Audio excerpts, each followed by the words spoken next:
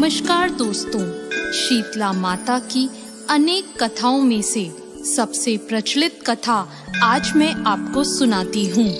एक बार एक बुढ़िया का रूप धारण कर शीतला माता राजस्थान के डूंगरी गांव में गई। माता जब गांव में जा रही थी तभी ऊपर से किसी ने चावल का उबला हुआ पानी डाल दिया। माता के पूरे शरीर पर छाले हो गए और पूरे शरीर पर जलन होने लगी। माता दर्द में करहाते हुए गांव के सभी लोगों से सहायता मांगने लगी, लेकिन किसी ने भी उनकी नहीं सुनी। एक कुम्हारिन अपने घर के बाहर ही बैठी थी और जब उसने देखा कि एक बुढ़िया दर्द से करहा रही है तो उसने उसे बुलाकर अपने घर पर बैठाया और बहुत सारा ठंडा जल माता के ऊपर डाला। ठंडे जल से माता को उन छालों की पीड़ा में काफी राहत महसूस हुई।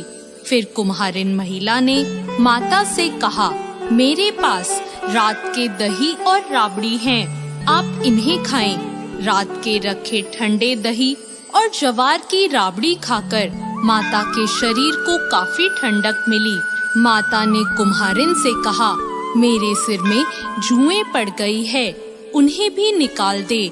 जब कुम्हारिन माता के बाल बनाने लगी और जुएं निकालने लगी तो बालों के नीचे छुपी हुई तीसरी आंख देखकर वो डर गई। माता ने कहा, बेटी डरो मत, मैं शीतला माता हूँ और मैं धरती पर ये देखने आई थी कि कौन मेरी पूजा करता है और कौन नहीं। फिर माता असली रूप में आ गई। कुम्हारिन महिला शीतला माता को देखकर भाव विभोर हो गई।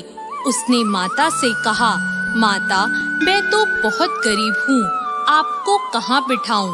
मेरे पास तो आसन भी नहीं है। माता मुस्कुराकर कुम्हारिन के गधे पर जाकर बैठ गई और झाड़ू से कुम्हारिन के घर की सफाई कर डलिया में डालकर उसकी गरीबी को बाहर फेंक दिया। माता ने कुम्हारिन की श्रद्धा को देखकर उससे खुश होकर वर मांगने को कहा।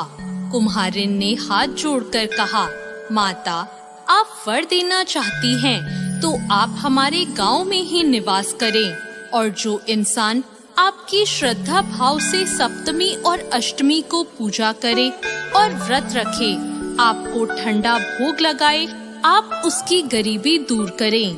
पूजा करने वाली महिला को अखंड सौभाग्य का आशीर्वाद दें। माता ने कहा, बेटी ऐसा ही होगा और कहा कि तू इस करवे का जल अपनी झोपड़ी पर छिड़क लेना।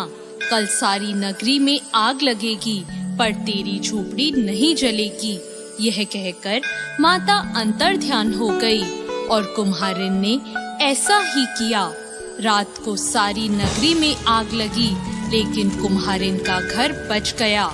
यह देखकर नगर के राजा ने कुम्हारिन को बुलवाकर उससे पूछा, कुम्हारिन पूरे नगर में आग लगी पर तेरी झोपड़ी कैसे बच गई? कुम्हारिन ने राजा को शीतला माता की कृपा की सारी बात बता दी।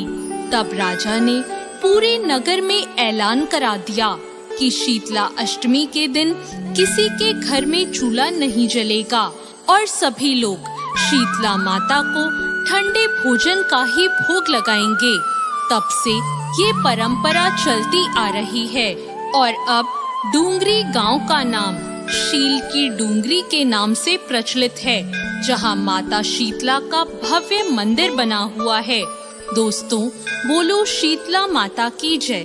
आप सभी को शीतला अष्टमी की बहुत शुभकामनाएं। धन्यवाद।